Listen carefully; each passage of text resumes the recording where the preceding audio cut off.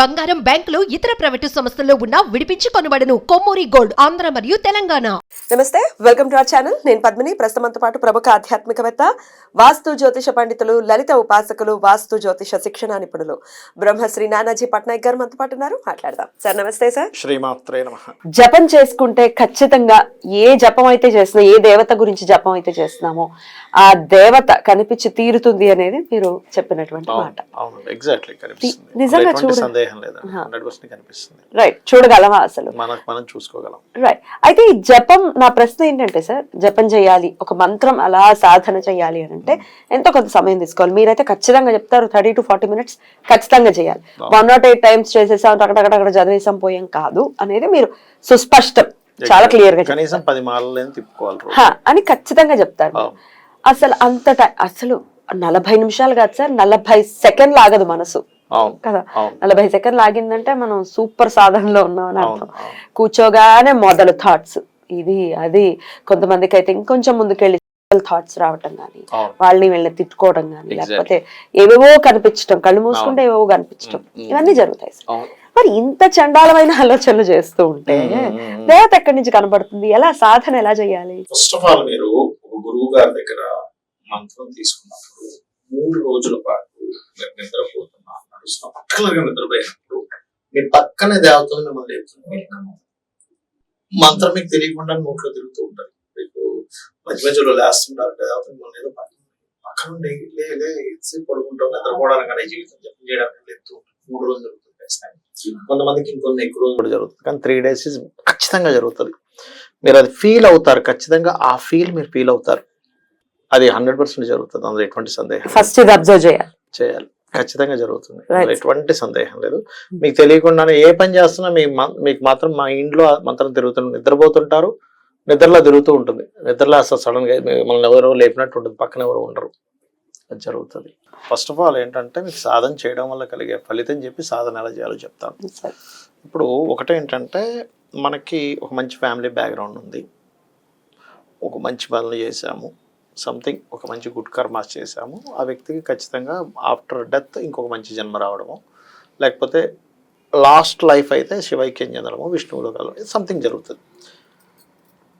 మంచి బ్యాక్గ్రౌండ్, మంచి family, traditional family అయితే వాళ్ళు పెట్టేటువంటి కర్మలు, పిండ ప్రధానం, వాటి వల్ల కూడా మన జీవితం అనేటువంటిది ఒక మంచి దీంట్లోకి వెళ్తూ ఉంటుంది.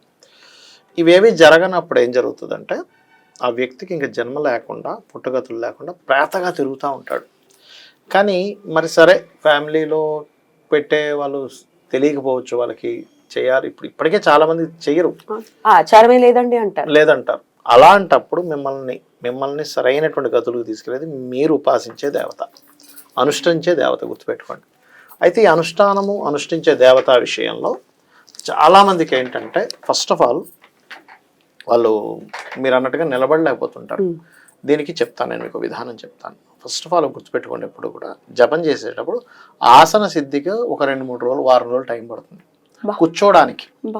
కూర్చోవడం ఫస్ట్ అందరికీ అంత ఇంట్రెస్ట్, అంత ఈజీగా జరగదు.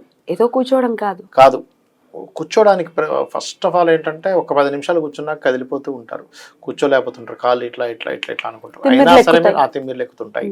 అయినా సరే కొంతమంది సిద్ధాసనం, కొంతమంది సుఖాసనం, కొంతమంది పద్మాసనం వేస్తారు. పద్మాసనం అనేది ప్రాక్టీస్ ఉండాలి, అంత ఈజీ కాదు. సిద్ధాసనం మ్యాక్సిమం సిద్ధాసనం వేసుకోవచ్చు. సిద్ధాసనం కూడా కొంచెంసేపు అయ్యాక ఈ కాళ్ళు అవుతుంది. బట్ ఒక వారం రోజులు కనుక మీరు కంటిన్యూస్గా కూర్చోవడం ప్రాక్టీస్ చేస్తే మీకు అలవాటు అయిపోతుంది. ఫస్ట్ ఆసన సిద్ధి జరగాలి. పతంజలి సూత్రాల్లో కూడా ఫస్ట్ ఆసన సిద్ధి, ఇప్పుడు ఇంకా తొందరగా వస్తుంది మనకి కలియుగ ప్రభావం వల్ల. ఒకప్పుడు ఆసన సిద్ధికే కొన్ని నెలలు పట్టాయి ఒక మనిషికి, ఆసన సిద్ధి అవ్వడానికే. ఫస్ట్ నీకు కూర్చోవడం రావాలి కదా, జపం పక్క పెట్టండి, దేవత కనబడడం పక్క పెట్టండి, అవ్వదు కదా. సో కూర్చోవడం అనేది ఫస్ట్ రావాలి, పాయింట్ నెంబర్ 1. ఇక రెండవది ఏంటంటే కూర్చున్న తర్వాత మీకు జపం చేసేటప్పుడు ఆ జప మంత్రాన్ని మనం చేస్తూ ఉన్నాం. ఫస్ట్ ఆఫ్ ఆల్ ఏంటంటే ఈ వేలుకి చేస్తారు, కొంతమంది ఈ వేలుతో చేస్తారు. డోంట్ వరీ, ఈ వేలుతో అయినా చేసుకోవచ్చు, ఈ వేలుతో అయినా చేసుకోవచ్చు, ఇట్లా. ఫస్ట్ అది ఏదైనా బ్యాగ్లో కానీ లోపల కానీ కనబడకుండా పెట్టుకోవాలి. చాలామంది తెలియక సినిమాల్లో మనకి చూపిస్తుంటారు, ఇలా కమల్లో అలా బయటకు కనబడేలా చేస్తారు. అలా అస్సలు చేయకూడదు. ఎందుకంటే మనకి చుట్టూ మనకు తెలియకుండానే పుట్టగతులు లేనటువంటి కొన్ని ప్రేతలు ఉంటాయి. అవి వచ్చి ఆ జప ఫలితాన్ని తీసేసుకుంటాయి, తినేస్తుంటాయి అవి. యాక్చువల్గా చాలా మందికి తెలియదు. ఎట్టి పరిస్థితుల్లో బయటికి కనబడేట్టుగా ఎగ్జిబిషన్ పెట్టినట్టుగా ఇలా చూస్తే చేయవద్దు. కళ్ళు మూసుకొని ఇక్కడ దృష్టి పెట్టి జపం చేసుకోవాలి. శబ్దాన్ని వింటుండాలి. జప మంత్ర శబ్దం మీ చెవులకు వినిపిస్తుండాలి. కొంతమందికి స్టార్టింగ్ స్టేజ్ లో నోటితో చేస్తారు, లోపల లోపల. బయటికి రావచ్చా సార్ మంత్రం? బయటికి రాకుండా లోపల లోపల ఇట్లా ఉంది. ఇప్పుడు ఇట్లా అనుకుంటూ ఉండొచ్చు. ఓకే, అలా చేస్తూ చేస్తూ చేస్తూ చేస్తూ కొన్ని రోజులకి మనసుతో చేయడం స్టార్ట్ అవుతుంది. మనసుతో చేస్తున్నప్పుడు మీరు ఇక్కడ కాన్సన్ట్రేషన్ చేసేటప్పుడు ఇక్కడ ఒక స్టేజ్ ఉంటుంది ఏంటంటే కొంతసేపు కాన్సన్ట్రేషన్ పక్కకు పోతుంది, కొంతసేపు కాన్సన్ట్రేషన్, అలాగే ఇది ఒక 4-5 రోజులు పడుతుంది. అప్పుడు కాన్సన్ట్రేషన్ కుదురుతుంది. తీరా మీరు కాన్సన్ట్రేషన్ కుదిరి చేసేటప్పుడు ఎక్కడో దురద పెడుతూ ఉంటుంది బాడీలో. ఇక్కడ దురదేస్తుంది, ఇక్కడ దురదేస్తుంది, లేకపోతే ఏదో దోమలు వచ్చి కరుస్తూ ఉంటాయి, లేకపోతే రకరకాలు అవుతూ ఉంటుంది. ఇదంతా ఏంటంటే అక్కడ ఉండేటువంటి కొన్ని గణాలు అవి మిమ్మల్ని డిస్టర్బ్ చేస్తూ ఉంటాయి. మనం పాత సినిమాలో చూస్తుంటాం, చూసారా, అతను రమ్మను పంపడం అట్లా అప్పట్లో. కాబట్టి అది ఇప్పట్లో ఏంటంటే వీడికి ఎక్కడో దురదేస్తుంటది, కదిలేడా అయిపోయింది. కదలకూడదు. ఇప్పుడు జపంలో ఏంటంటే కూర్చున్నా అస్సలు కదలకూడదు, కదిలితే పోయింది. కదలకుండా చేస్తా ఉండాలి. ఈ వేలు ఒకటి తిరుగుతుండాలి. గోడకి అనుకుని చేయకూడదు, గోడకి అనకూడదు. కూర్చొని చేయగా చేయగా చేయగా ఒక్కోసారి ఇక్కడ ఏదో దురదేస్తుంది, ఇక్కడ ఏదో దురదేస్తుంది, ఏదో కరుస్తుంటుంది, మళ్ళీ లెగిసిపోతుంటాం. కానీ ఒకటి పెట్టుకోవాలి మైండ్లో ఏంటంటే ఏ దురదేసినా ఏది వచ్చి కుట్టినా అంతగా కుట్టుతుంది దోమ, అంతకు మించి ఏముండదు. ఏదో గీగ వాలింది, సరే ఏం జరుగుతుంది, ఈగ వాలింది, గోక్కోకుండా ఉండలేం కదా సార్. అదే పరీక్ష, అదే పరీక్ష. మీరు ఉండగలిగితేనే మీకు అక్కడ స్టార్ట్ అవుతుంది. మీరు చేయగా చేయగా చేయగా చేయగా కొన్ని రోజులకి ఏమవుతుందంటే ఇక్కడ ఒక వెలుగు కనిపిస్తుంది ఫస్ట్ స్టార్టింగ్ స్టేజ్లో ఈ భాగంలో. ఎందుకంటే కాన్సన్ట్రేషన్ ఇక్కడ పెట్టి చేస్తుంటాం కదా, ఈ భాగంలో ఒక దీపంలాగా ఒక వెలుగులా స్టార్ట్ అవుతుంది. మీరేంటంటే కూర్చునేటప్పుడే జపంలో కూర్చునేటప్పుడు నాకు ఫలానా దేవత గణపతిని చేస్తున్నామా అమ్మవారిని చేస్తున్నామా నాకు కనబడుతుందనే కాన్సెప్ట్తో కూర్చోవాలి. ఏదో చేస్తున్నాము, జపం అయిపోయింది, 1,00,000 అయిపోయింది, 1,00,000 అయిపోయిందా కాదు. మీరు కనుక ఇలా చేయగలిగితే 11 రోజుకల్లా మీకు దర్శనం ఇస్తుంది అమ్మవారు, ఖచ్చితంగా దర్శనం ఇస్తుంది. మీకే తెలుస్తుంది. కొన్ని సందర్భాల్లో బాగా డీప్గా వెళ్ళిన వాళ్ళకి ఇలా కూర్చొని చేయగా చేయగా చేయగా శరీరం మొత్తం పెద్దగా అయిపోయినట్టు అనిపిస్తుంది. మీరు కళ్ళు మూసుకునే ఉంటారు, మీ ఇల్లు మొత్తం కనిపిస్తూ ఉంటుంది, మీ ఇంట్లో ఉన్న ప్రతి మూల మీకు కనిపిస్తూ ఉంటుంది, మీ శరీరం పెద్దగా అయిపోతుంటుంది, ఎదురుగా అమ్మవారు కనిపిస్తుంది మీకు. కనబడి కొన్ని సెకండ్స్ కనబడి మళ్ళీ కనెక్ట్ అయిపోతుంది. అది మీకు ఫస్ట్ మీ జపం సిద్ధించిందని దాని యొక్క అర్థం. ఖచ్చితంగా కనిపిస్తుంది, అందులో ఎటువంటి సందేహం లేదు. ఇందులో 1% కూడా డౌట్ లేదు, 100% కనిపిస్తుంది. కొంతమందికి స్టార్టింగ్ స్టేజ్లో ఏమవుతాయంటే ఒక విగ్రహం ఇలా వచ్చిపోయినట్టు ఫ్లాష్ అవుతుంటాయి. అయితే ఇదంతా జరగాలి అంటే ఫస్ట్ మీరు చేయాల్సిన నియమాలు ఏంటంటే బ్రహ్మచర్యం పాటించాలి. ఇందులో వివాహం కానటువంటి వారికి తొందరగా సిద్ధిస్తాయి.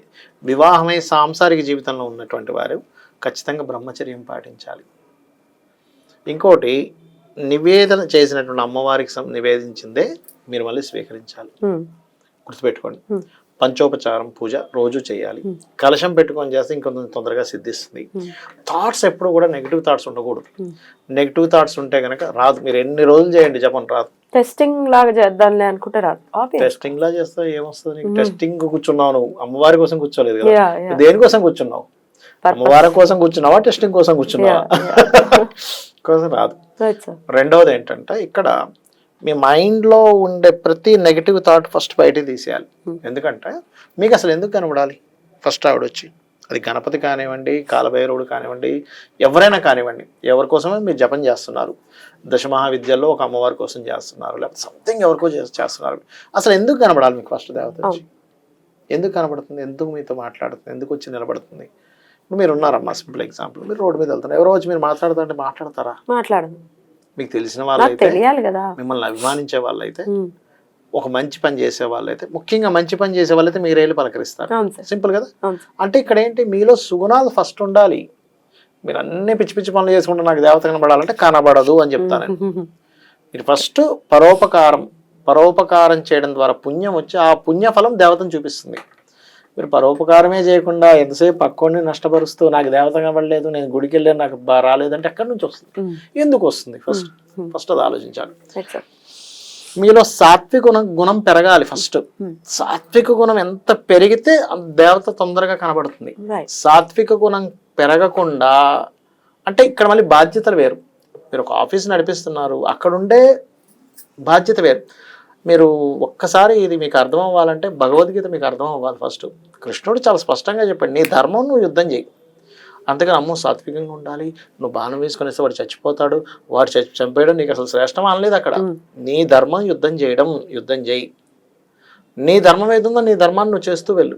కానీ అనవసరమైన విషయాల్లో క్రోధాన్ని ఎవరిని అనకూడదు. ఆఫీస్ నడిపిస్తున్నాం, ఒక పెద్ద ఫ్యాక్టరీ నడిపిస్తున్నాం, ఆ బాబు ఏంటి పని చేయండి లేకపోతే మనకి ఇంత నష్టం వస్తుంది కదా, స్ట్రిక్ట్ గా చెప్పడం వేరు. పర్సనల్ గ్రడ్జెస్ ఉండకూడదు జపం చేసే వ్యక్తికి. పర్సనల్ గ్రడ్జెస్ ఉంటే ఏమవుతుంది అంటే చెప్తాను చూడండి. ఈ దేవత ఏం చేస్తుందంటే విపరీతంగా ఒకవేళ జపం చేశాడు అనుకోండి, ఈ దేవత వాడి మీద చూపిస్తుంటది ప్రభావం. దీనివల్ల నువ్వు ధర్మంగా ఉన్నప్పుడు వేరు, అధర్మంగా నువ్వు ఏదో చేసి వాడేదో నీ మీద చేస్తున్నప్పుడు మళ్ళీ నీకు దోషం వస్తుంది. అక్కడ కొన్ని ఉగ్ర రూపాలు చేస్తుంటారు కొంతమంది, అక్కడ ఇబ్బంది వస్తూ ఉంటుంది. అది మెయిన్గా గుర్తుపెట్టుకోవాలి. ఇంకోటి ఏంటంటే, ఒకటి మీరు జపం చేసేటప్పుడు ఒక అమ్మవారిని చేస్తే మాతృభావంతో చేయాలి. తల్లి ఆ జపం చేసేటప్పుడు ఏంటంటే అమ్మ జగన్మాత, అమ్మ అమ్మ అమ్మని ఎలా పిలుస్తామో అమ్మని పిలిచినట్టుగా చేయాలి. అమ్మని పిలిచినట్టుగా చేస్తేనే వస్తుంది. ఏదో జపం చేస్తాం ఏమొస్తుంది, ఏం బూడిదే రాదు. అమ్మని పిలిచినట్టుగా ఒక పురుష దేవతలను చేసేటప్పుడు వెంకటేశ్వరునో లేకపోతే పలానా విష్ణువునో నరసింహస్వామిని ఏదో చేస్తుంటాం కదా, అది చేసేటప్పుడు ఒక సొంత తండ్రిని పిలిచిన ఫీలింగ్తో చేయాలి. మీకు కళ్ళు మూసుకొని ఇలా ఉన్నప్పుడు ఇక్కడ ఏదైతే ఉందో ఈ భాగంలో దీని అవతల దేవత ఉంటుందమ్మా ఖచ్చితంగా. మీరు పూజ చేసేటప్పుడు జపం చేసేటప్పుడు ఖచ్చితంగా అక్కడ ఉంటుంది దేవత. మీరు ఇచ్చే ధూప దీప నైవేద్యాలు ఏవైతే ఉంటాయో, పుష్పం పత్రం ఫలం ఇవి ఏవైతే ఉంటాయో ఇవన్నీ ఖచ్చితంగా ఆవిడ వచ్చి తీసుకుంటుంది అనే ఫీలింగ్ తో మీరు ఇవ్వాలి. అక్కడ ఖచ్చితంగా వస్తుంది, మీకు కనబడుతుంది. కాకపోతే నేను చెప్పినట్టుగా ఇవన్నీ అలవడాలి. మీలో ఎంత ప్యూరిటీ పెరిగితే అప్పుడు కనిపిస్తుంది, అదర్వైజ్ కనబడదు. క్లియర్. చాలా బ్యూటిఫుల్ గా ఎక్స్ప్లెయిన్ చేశారు సార్. ముందు ఈ బేసిక్ పాయింట్స్ తెలుసుకుంటే మేము మంత్రం చేస్తాం మాకు సిద్ధించట్లేదు కాదు. ఇంకా బోల్డ్ అని సెట్ ఆఫ్ రూల్స్ ఉన్నాయి, ఆ రూల్స్ ని ఫాలో చేయాలి. అయితే ఇక్కడ ఏంటంటే ఎవరి ద్వారా తీసుకుంటున్నాం ఇస్ ఆల్సో మోస్ట్ ఇంపార్టెంట్. గురువు బాగా సిద్ధించినటువంటి గురువు ఉన్నారు, వాళ్ళ దగ్గర తీసుకుంటే నేను 1 డేలో సిద్ధించడం చూశాను, 1 డేలో దేవత దర్శనం అయినా చూశాను, 11 days అయినా చూశాను. కొంతమంది సంవత్సరాలు చేసినా సరే రావట్లేదు. అక్కడ కారణం ఏంటంటే గురువు తప్పు ఉండదు, ఒక్కోసారి వీళ్ళ తప్పిదాలు. ఇప్పుడు నేను చెప్పాను చూసాను, ప్యూరిటీ లేకపోవడం. ఎందుకంటే ధర్మానికి ధర్మాధ్యక్ష, ధనాధ్యక్ష, ధన ధాన్య వివర్ధని, ధర్మానికి అధ్యక్షురాలు. విప్రరూప, విప్రప్రియ, లలితహాసనామాలు వస్తుంటాయి. అంటే ఏమిటి, నీలో ఉండే మంచి క్వాలిటీకి అది కనెక్ట్ అవుద్ది. నీలో ఉండే క్వాలిటీ రకరకాల ఆలోచనలు, వాడు ఇట్లా చేసాడు, వాడి మీద రివెంజ్లు, ఇవి అవి రకరకాలు పెట్టుకుంటే మీకు రాదు. మీరు జీవితాంతంగా అది ఒక 10 జన్మలు జపం చేసినా రాదు. రైట్, ఈ విషయాలు తెలుసుకోవాలి. Beautiful sir, beautiful. ఎవరికి వారు దేవతా దర్శనం చేసుకోవచ్చు. ఎందుకంటే దర్శనం ఒకసారి జరిగి మీకు ఆ లైఫ్ స్టార్ట్ అయితే మిమ్మల్ని తీసుకెళ్తుంది. మిమ్మల్ని మీరు ఉద్ధరించుకునేటువంటి ఏకైక మార్గం జపం. చాలా బాగా చెప్పారు సార్. ఇది అర్థం అవ్వాలి, దీన్ని సాధనలోకి తెచ్చుకోవాలి మన వాళ్ళని మనస్ఫూర్తిగా కోరుకుంటూ కృతజ్ఞతలు సార్. నమస్తే. శ్రీమాత్రే నమః.